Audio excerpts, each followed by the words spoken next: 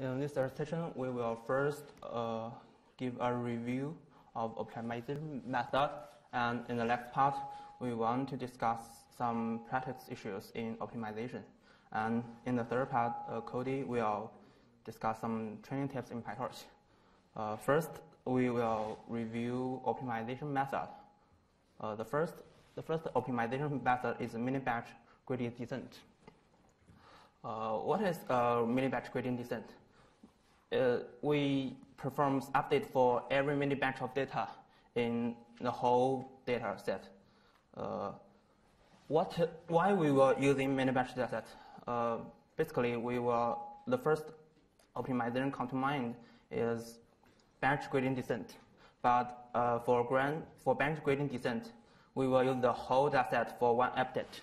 So it will be very slow, since for every update, you will compute the gradient for every data. And it is hard to implement for large data sets because you cannot load all the data into memory. Another optimization method is statistic gradient descent.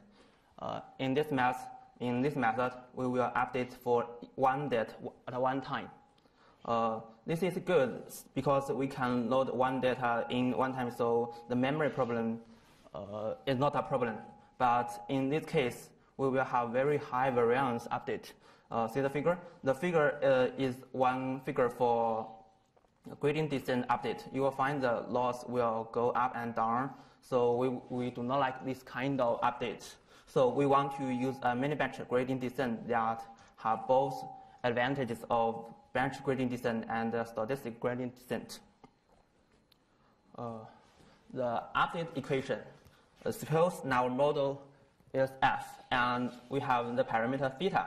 So we want to do an optimization method to find a good theta that minimizes the loss function g. The g is defined on the whole data set. Suppose we have n data set. Suppose we have n data. Our loss function is defined on n data set. So when we are applying mini-batch gradient descent, we choose a batch size m, and we will update each time for each m data. The gradient is computed on the m data. The good thing is that we could reduce the variance of updates. Okay.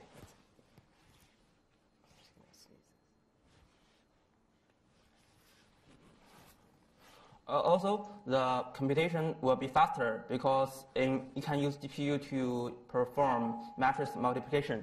It will be much faster than computed for one and another one. But we have to decide the mini-batch batch size here. The common mini-batch data set is 32 to 256. If you use too small batch size, it will be lead to statistic gradient descent, and you will have it will be slow and a high variance. Also, if you want to apply bench norm in your network, bench norm use statistical running mean and. Let me turn your mic down a bit. It's like preheating back. The other one. Take a second. Just make it a little. Okay. If you apply bench normalization in your network, bench normalization requires a statistic running mean and a running variance. So a bench normalization part wants to have a suitable bench size. So imagine if you have only one data set, if you apply statistic gradient descent, you can never apply bench normalization, right? If the bench size is too big, it is not a good idea because you will be harder to escape from local minima. And another problem is that it will be more likely to overfit. This will be hard to understand. Let me look at the figure. And in this figure, the black lines are training functions, loss function, and the red lines are for test function. You'll find there will be a small difference in the two loss curves. If you have large branch size, you will be likely to go into the sharp minimum, and it will be hard for you to escape from this kind of minimum. In this case, when you reach the sharp minimum, it will be likely to have a high testing loss. But if your bench size is small, you will be more likely to go to the flat minimum. And in this case, your training loss and the test loss will be similar. So in this case, large bench size will lead to overfitting. And then the next part is momentum.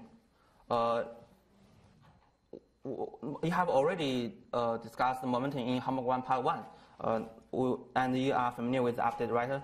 So this time we want to give an example to show why it is a good idea to apply momentum.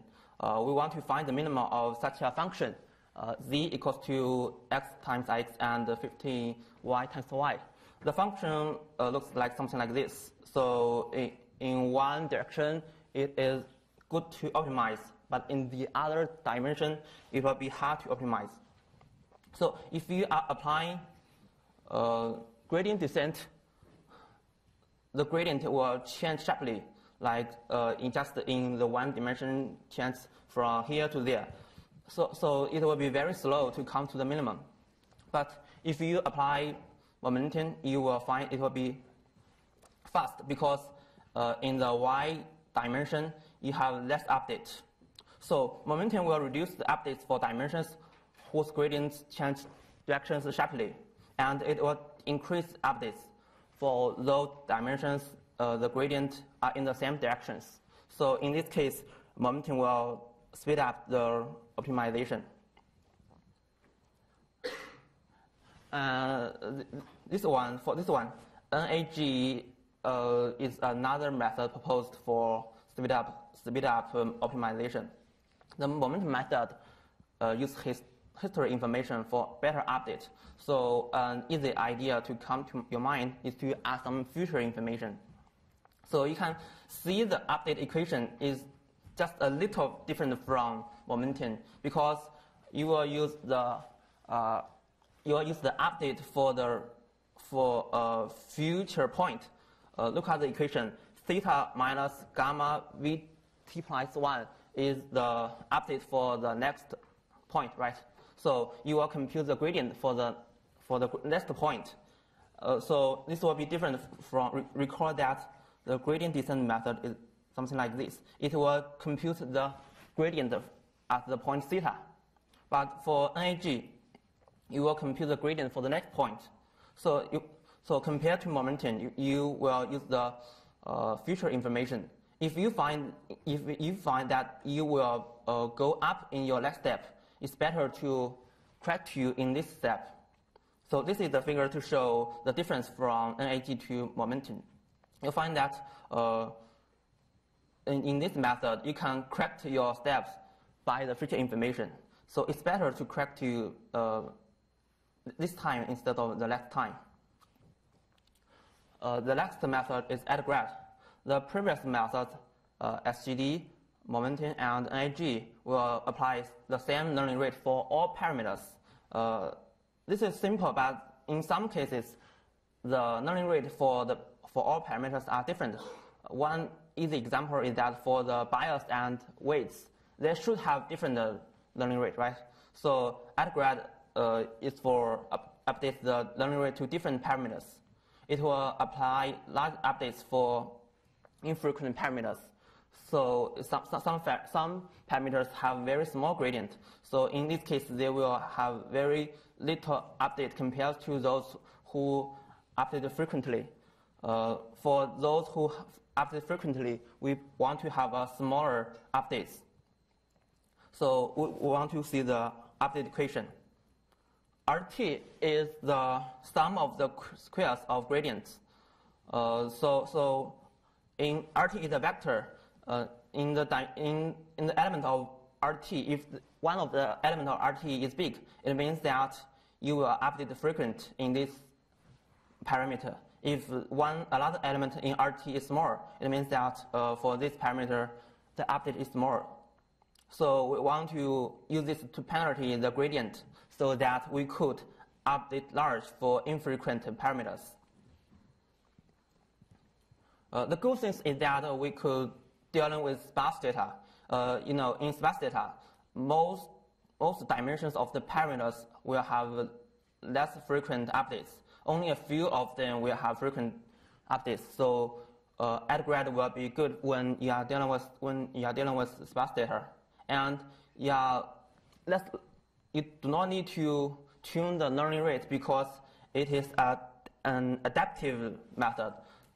You have the eta is not the learning rate, but eta divided by RT root. So the learning rate is changing during the iteration. So you will be less likely to change the learning rate too.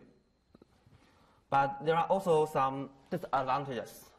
Recall the updates is something like this. You'll find that GT is the gradient. GT square is something larger than 0. So as you update, RT equals to the sum of GT square is going bigger. And you will lead to the learning rate to something very small. So in this case, at the very end of the update, you'll find the learning rate needs to be very small, and you cannot learn anything if you keep this method. So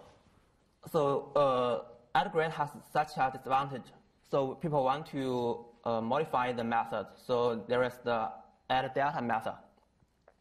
In this method, the ideas are similar. We use the sum of the gradient square as the penalty, but in this method, we just want to use the rounding average of the gradient. You will be familiar with this equation. It's something just like the momentum update in homework 1 part 1, right? The gamma is something like a friction parameter, something mostly gamma equals to 0.9. And so in this case, GT will not be bigger and bigger in the iteration. It will be a rounding average. So in this case, we will not need the learning rate to 0. This is the primary add-data update. It also has a name named RMS prop because it's the next page. We just apply a root mean square, so we want to call this method as RMS. It is proposed by Hinton.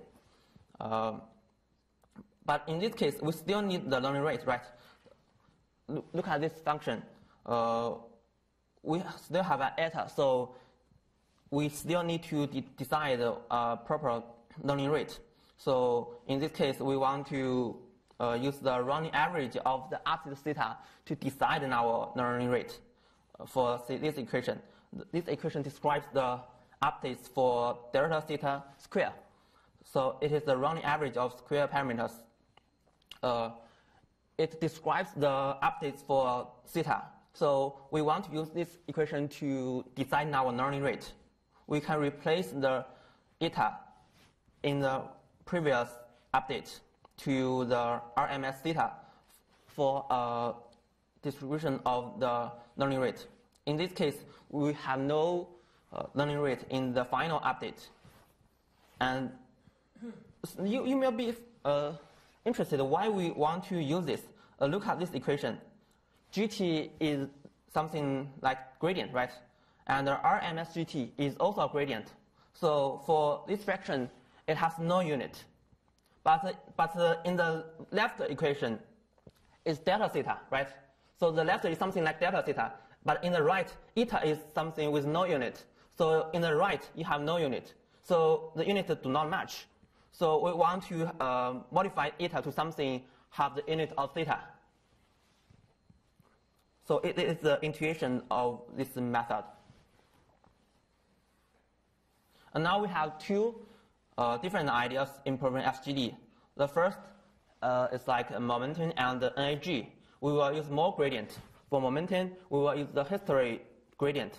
For NAG, we will add one more future gradient.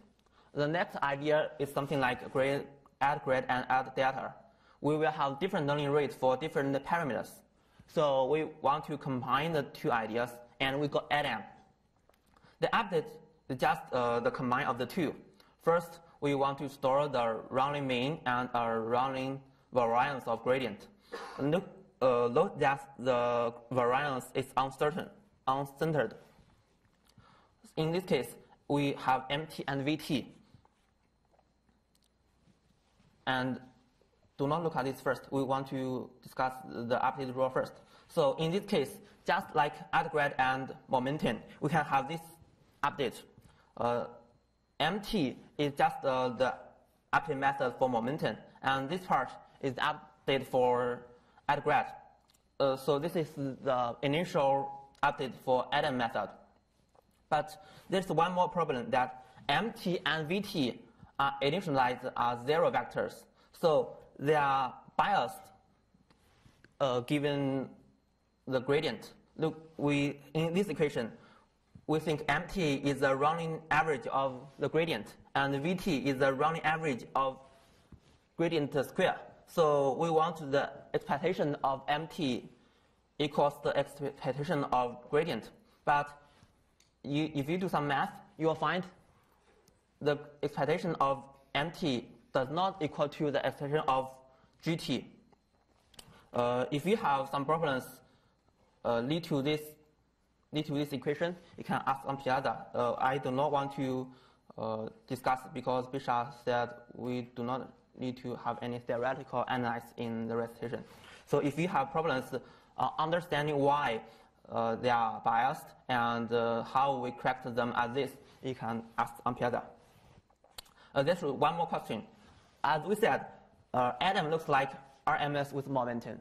But if in this case, where we need to propose a new method, what are the differences? This is one question for you. If you are interested in this question, you can refer to the paper. And the next part is called practice in optimization. In this part, we want to discuss some skills when you are optimize a method, a function.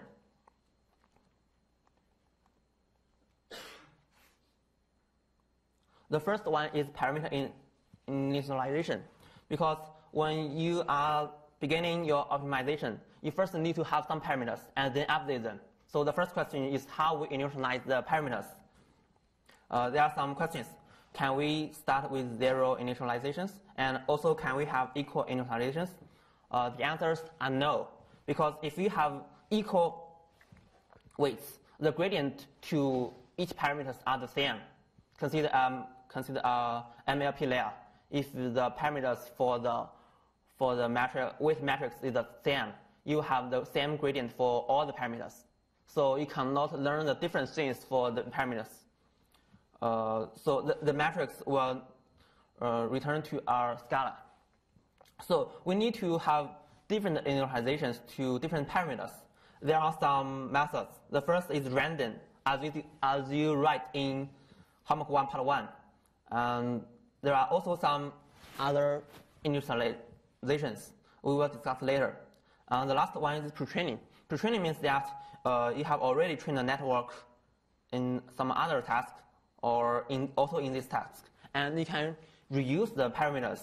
This will be a best way. In PyTorch, you have some parameters provided by some proposed paper, something like ResNet, TestNet. You can find them in PyTorch. So it will be a good initialization. In this method, we will discuss a special initialization method. We want to initialize the parameters from a uniform distribution from unknown constant A. And we will sample from -A and A. The intuition is that we want the variance of input and output be the same. Suppose y equals to wi xi, the sum of wi xi. And if you work on the math, you'll find that the variance of wi equals to 1 divided by n. That is because the xi are independent. So variance y equals to the sum of variance wi and variance xi. But we do not have only one output. Suppose we have n input and we have also m output. So it is the average of m and n. Variance wi should be 2 divided by m and m. Recall that the variance of uniform distribution from A to B is something like this. So you can solve for A to get the final results. The next part, we will discuss another initialization called He. It is proposed by Kai-Ming He. The reason for this initialization is that we will use ReLU for most neural networks. So in this case, about half output will return to 0, right? So in this equation, y is the sum of wi xi will return to ReLU sum of xi wi xi. So half of the output will return to 0. So the variance equation, in this equation, variance wi equals to 1 divided by n changed to 2 divided by n. And you can resolve for A. So for He initialization, it is most used for ReLU.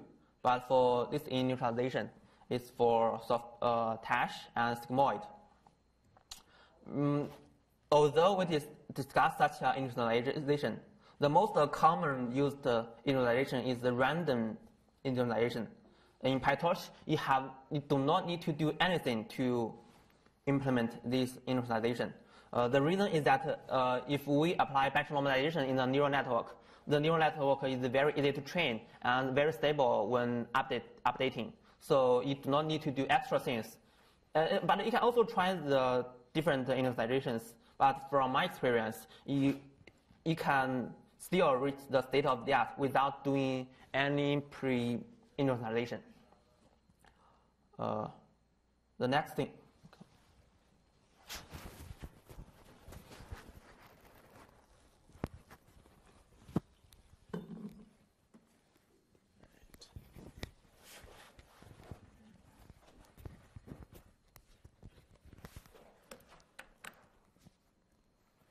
Okay, so now we're going to shift gears a little bit and go over a PyTorch notebook. We'll release all this on the website in a bit, so you can look over this code afterwards. But this code basically touches on a couple of the points that we just made, and we'll also cover some other tips for training in PyTorch. The first thing here, just to touch on some of the last things that we just saw, when you look through this notebook, which you should do on your own time, it starts with some comparisons of what we just covered, all the different optimizers, and so we can see sort of how our model trains with each of these optimizers. So the first thing, we're comparing SGD to Atom to RMS, and you can see RMS and Atom both perform pretty similarly, and they're both converging to a smaller loss much faster than SGD. Yeah. Oh, yeah, absolutely. Is that better? I can go a little more. Okay. So unfortunately, the stream is a little bit behind, so I'll try to follow the best I can. Okay, sure. Yeah. Okay, so the next thing that we have, these are just plots of those learning curves from those same optimizers. We also just touched on how weight initialization can be important. We know that with gradient descent, where you start can change where you end up to some extent. Truth is that the loss function, the loss curves are pretty complex, so it doesn't end up, I guess in Kai's experience, it hasn't ended up to make much of a difference, but in some cases we can see a lot of improvement by different weight initializations. So here we can compare like normal initialized weights to Xavier initialized weights, which is what we just covered. And Xavier ends up starting out much better. So it really can help you speed up your learning just by starting at a better place. But that's really all we need to cover here. You can look over this to see how we do this weight initialization on your own. Again, we'll release this notebook. Okay, Cody. Yes. how should we, do you want to cover some of this stuff, or should I just get into batch norm? No, that's fine. I can cover it. Can I share this window? Let's see. I guess I'll just start with batch norm for now. So we're not going to touch on batch norm too much because you guys will see it in your homework, or hopefully you have seen it if you started your homework already.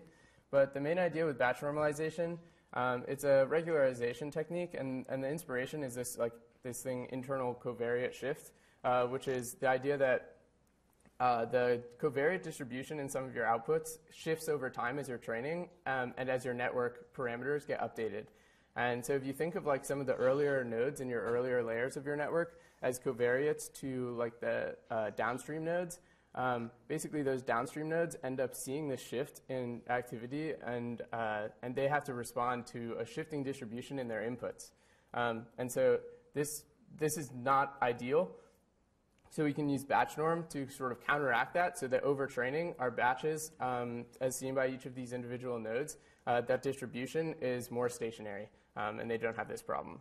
So you guys will implement it in your homework. It's not super complicated, I guess. You're just subtracting the mean and dividing by the standard deviation over your batch to normalize it. Yeah, we have it even easier in PyTorch, I guess. I'll cover how to do that after. In PyTorch it's stupid easy, so, you know. The next thing, do you want to go? Sure. So, where were we? Let's see. So we were getting to momentum, yes? Yeah. Okay, yeah. Momentum's an interesting subject area. It's not hard in PyTorch to apply at all. It's kind of just the notion that hey, the gradients are headed in this direction. Let's sort of carry that through.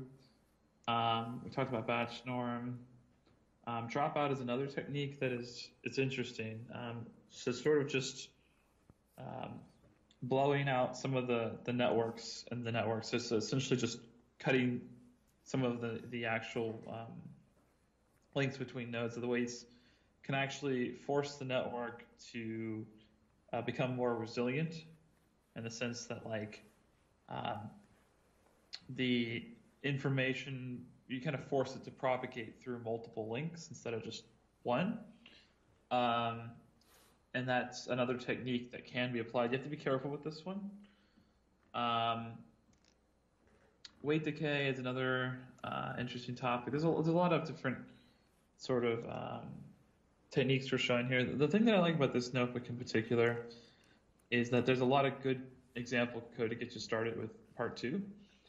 And the data loaders should not be undervalued. The data loaders are actually very powerful. These things are doing more than just being container classes. They're actually very much feeding the GPU behind the scenes.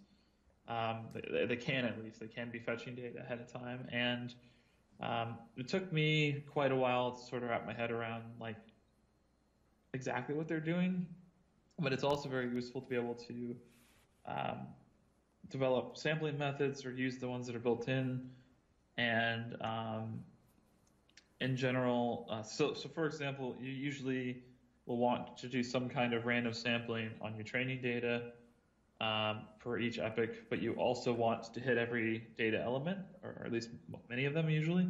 But then when you're doing validation, you usually want to walk through the validation set in a predictable, defined way. So you're usually not wanting to do random sampling. That may change depending upon the exact data set in a situation, but that's not untypical or atypical.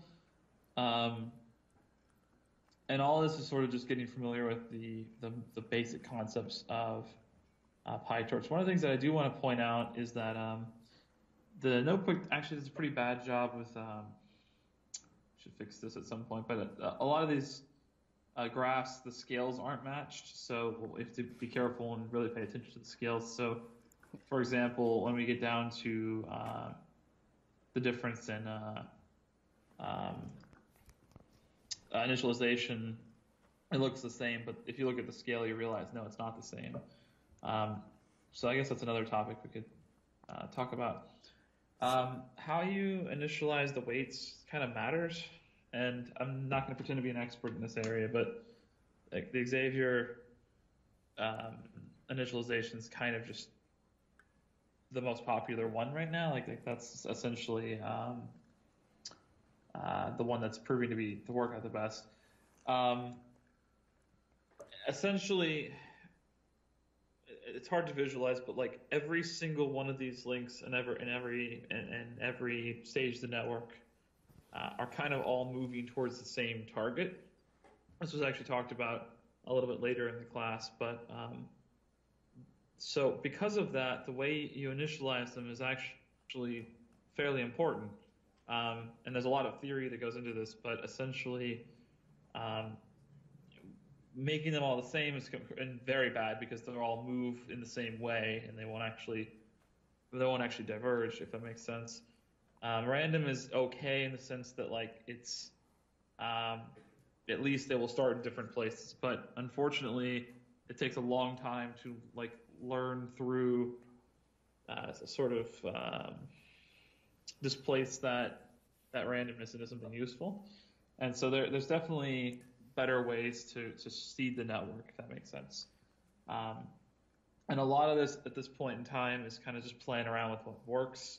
The name of the game, of course, is we want our networks to train quickly. We want them to converge to some pretty reasonable outcome, and we would like to avoid overfitting. So it's always a balancing act. And these are just tools that you can experiment with in your homeworks to see what works.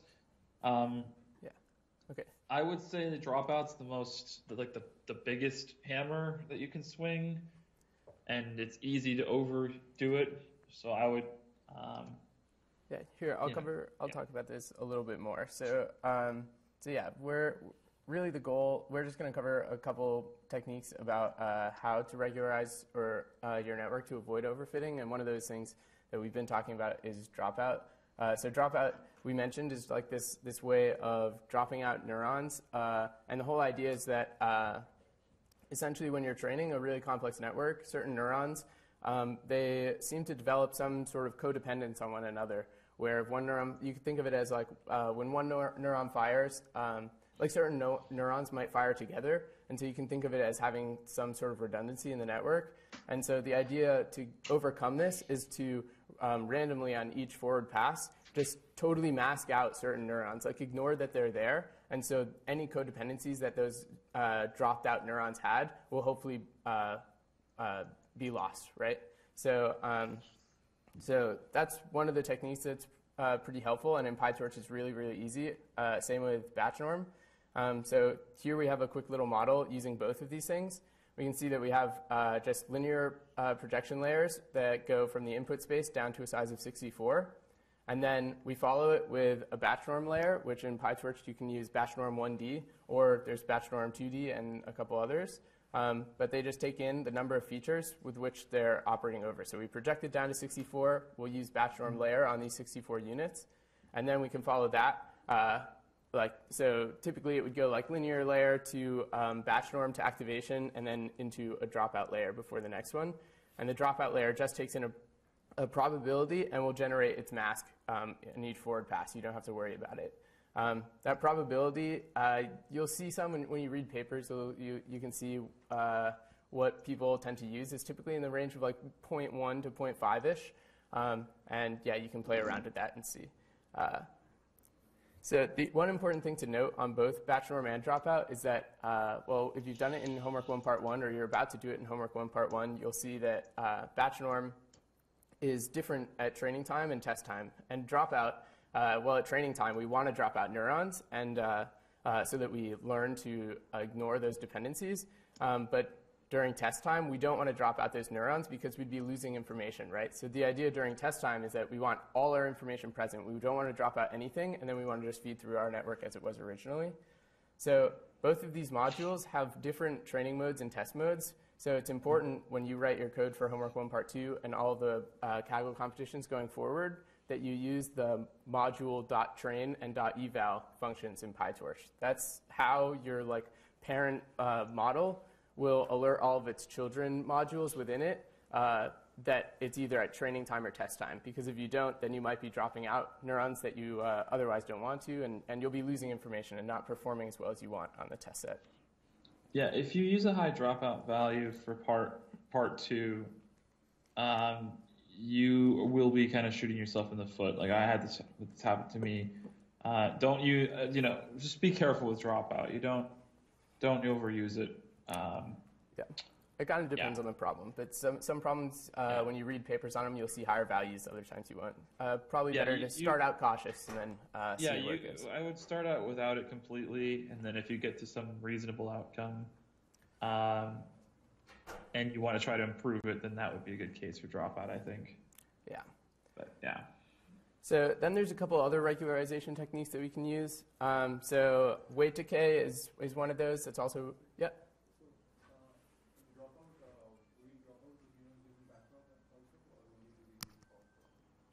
So you're applying a mask on the forward pass, and then because those things have been zeroed out when you backprop, you're just not going to backpropagate any gradient through them.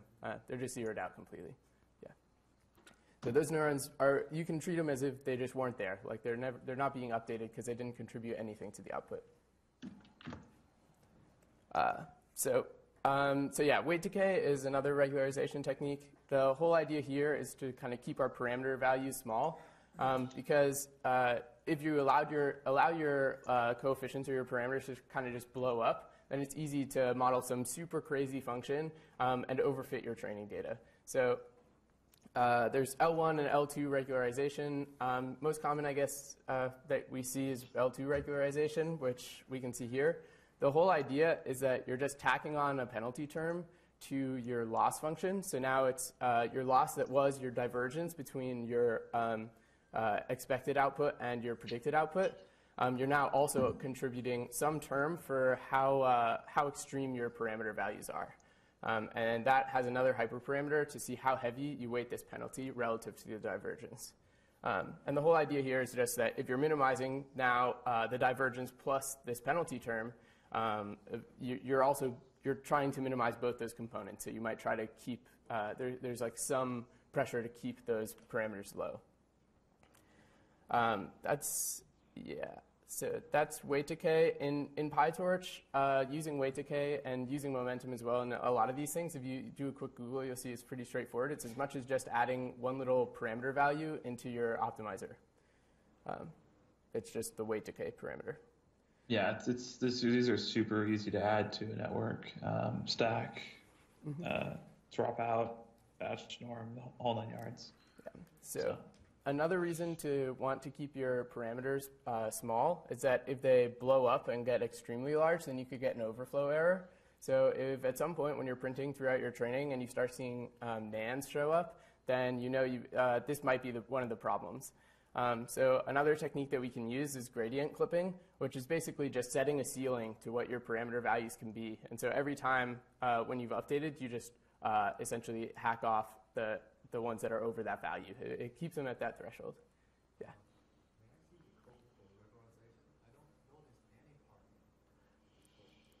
Yeah, so I don't know if it's used in this notebook, but it really, for weight decay, when you create an optimizer, you'll use SGD or Atom, and there's just a weight decay parameter. So you'd set weight decay equals to whatever weighted value that you want to, for that penalty term.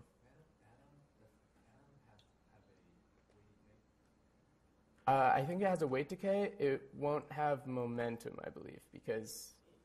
Do not have momentum, but weight decay. Yeah. Okay, so that's those. And the last thing that we'll touch on, taking it back to the slides, is the annealing learning rate. So we've discussed a lot about how having a constant fixed learning rate is not a good idea. And so we have optimizers that try to fine-tune it. We also have momentum, which isn't exactly adjusting the learning rate, but it's like modifying your step size in some fashion. But it turns out that both of those are not quite enough. And so we usually use some combination of those in combination with annealing the learning rate. So the idea here is that if you've found a minimum and you're not really improving at all, what we can imagine is that we might need to fine tune things a little bit more, and you might not actually be at the minimum. You're just kind of bouncing around in this really deep, narrow rut. And so how do you explore deeper into this rut? We would need to step down our learning rate and take smaller, more fine-tuned steps. So the idea with annealing the learning rate is just to monitor your performance and, according to some metric, take a larger step down on your learning rate. So yeah, this will really happen. You will stare at your loss values and you will see that, you are ping-ponging between a couple values and you kind of can't get past them. And if you then do, if you manually stop the network, save the state, and then use a smaller learning rate, you can sort of chisel down a little farther. And so, Adam will do this for you essentially. And so will some of the others. I don't know. Yeah, they do it a little bit for you, but even still, sometimes you want these more extreme steps, so we can use some of these methods. So I'll talk about some of the different decay methods, and then we'll touch on, again, it's much easier, it's really easy to do it in PyTorch, so we'll touch on how to do that. So the first, and probably one of the more common ones, is step decay, which is as simple as dropping the learning rate down by some factor after some number of epochs. So maybe every 5 epochs you want to take a step down, or every 10 epochs you want to take a step down. And in PyTorch, you could even do it like every some number of mini batches you want to take a step down. So there's a lot of different ways, and you'll probably read about this being used in a lot of different papers that you read throughout the semester. It's also possible to have PyTorch detect that you haven't advanced in a certain number of epochs and then step down. Mm-hmm. It's just different ways to do it. So yeah. So so all of these will have some number of hyperparameters that you need. They're different for each one. So for step decay, you would need your step down factor and also your how your interval with which you want to step. So how many epochs.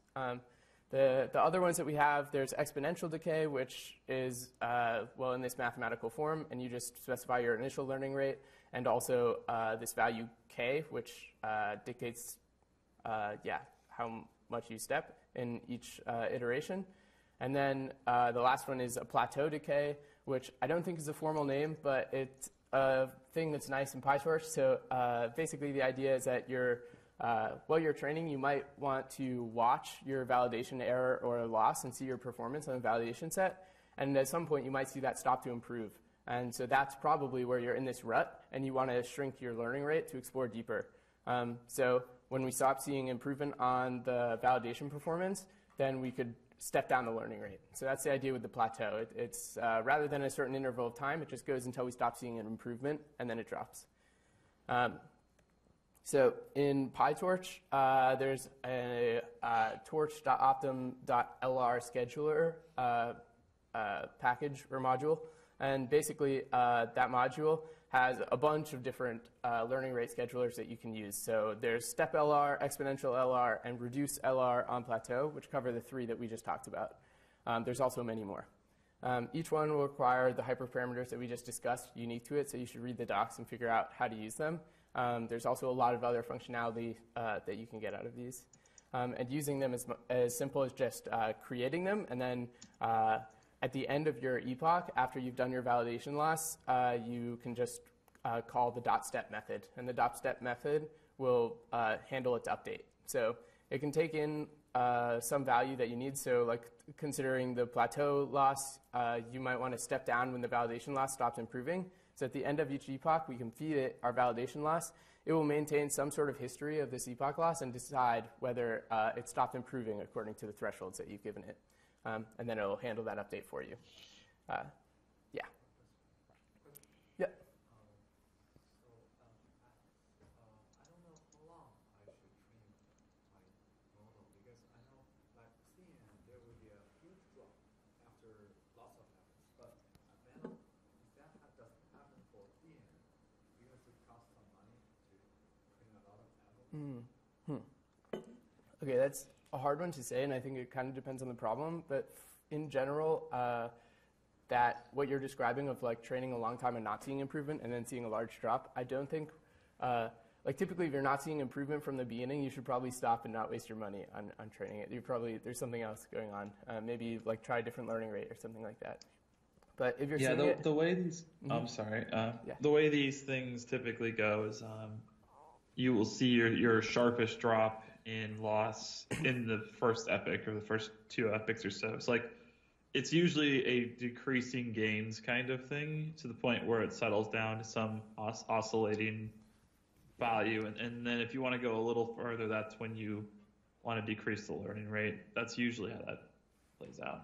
Yeah. If you're seeing it on homework 1, part 2, we can talk afterwards or come to office hours and we can see what's going on. But yeah. Cool.